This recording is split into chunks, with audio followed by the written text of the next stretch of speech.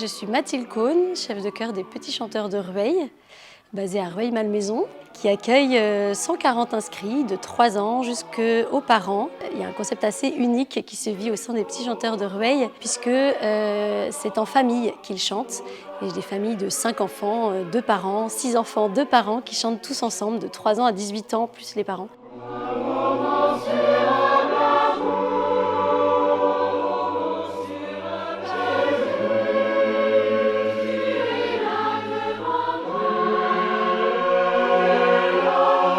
On fait autant un répertoire liturgique sacré que profane. On chante les messes au sein de la paroisse de Rueil, mais aussi on a pu chanter Veiller pour la vie à Notre-Dame de Paris, on a pu chanter la messe de clôture de l'Ostension de la Sainte Tunique, et on chante aussi du grand répertoire. Les Petits Chanteurs de Rueil ont monté le Requiem de Fauré. On a eu la chance de le donner plusieurs fois, dont à Notre-Dame de Montligeon au sanctuaire, qui prie pour les âmes du purgatoire.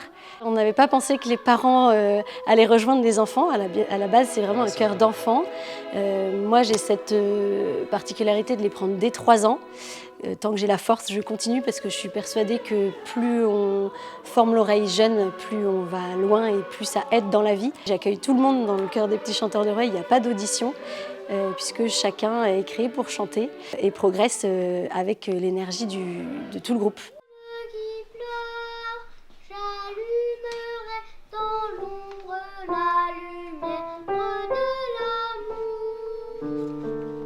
Alors où on va, où Dieu nous mènera, au gré des projets, c'est-à-dire que là, Anne-Sophie Ram, par exemple, qui est auteure des chants de Graines de Saint, des éditions MAM, est venue me demander si on était intéressé pour chanter son heure sainte.